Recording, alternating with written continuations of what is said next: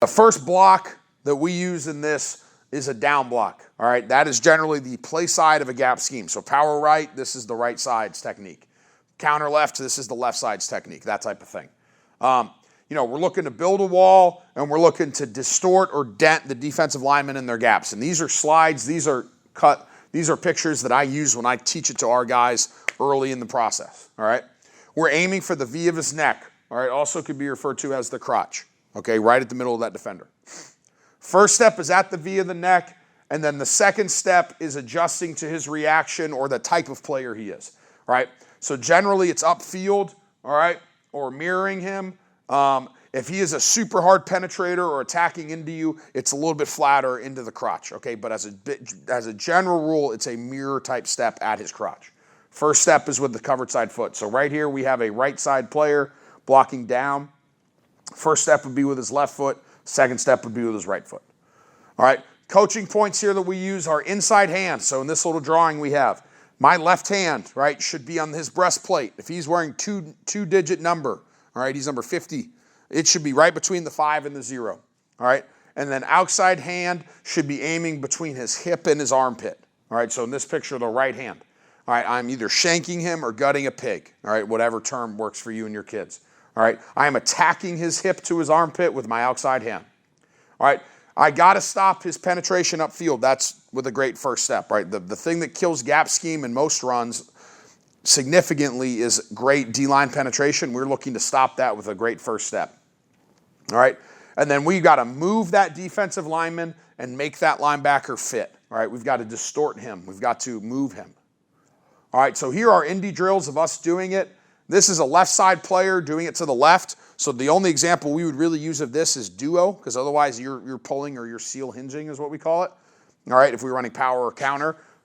Left side player, but right here, we're left side tackle, left side guard, working it to a left shaded defender.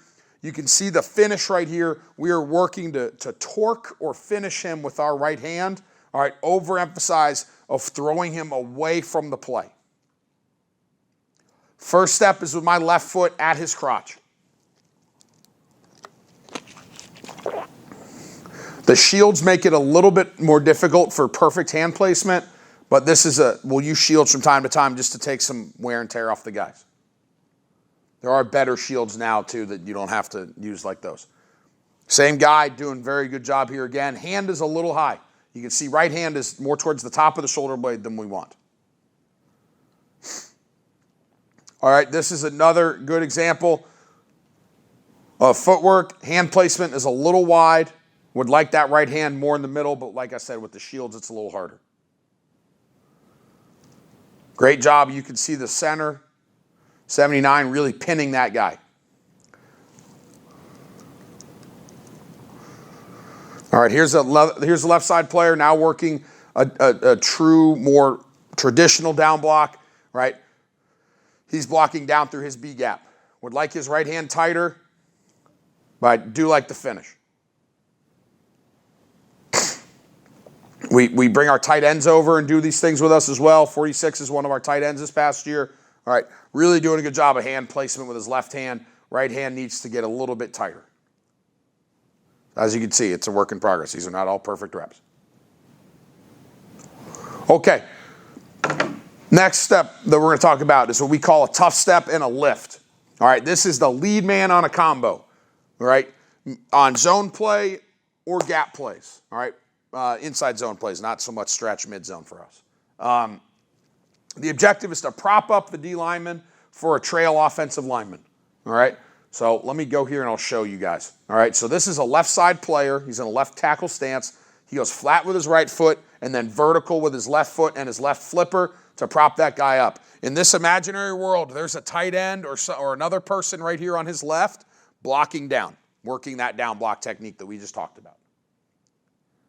So this is just working the very small part of the whole big equation, all right? So first step is a brace or a tough step with your inside foot. Second step is vertical, driving through his near number, all right? Bringing, if we can, a forearm type flipper.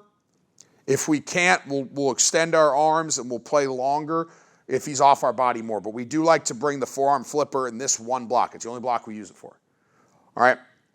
Violently exploding up with our forearm shoulder. I got to feel the D lineman with my eyes on the linebacker. So I'm not looking at this guy that I'm propping up. I am looking at the linebacker that we have called our combination block to. It's the other offensive lineman, the trail offensive lineman's job to put the D lineman onto you or to take him over, right? That guy's really got to do it one way or the other, all right? If he doesn't, keep your other arm free because you got to be able to come off on the linebacker. So you'll see on this picture right here, the right arm is not involved in the block at all. You got a couple examples here. I think 60, the right guard, does a really good job here. Boom. Bringing that right knee, right shoulder, right forearm through. Right tackle, 77, does a good job here as well. And you can see we do it with our centers as well. Say there's a head up nose, odd front. We're got to prop that guy up for the guard to work the combo too. His feet got a little jacked up here at the start, but upper body wise, doing a good job.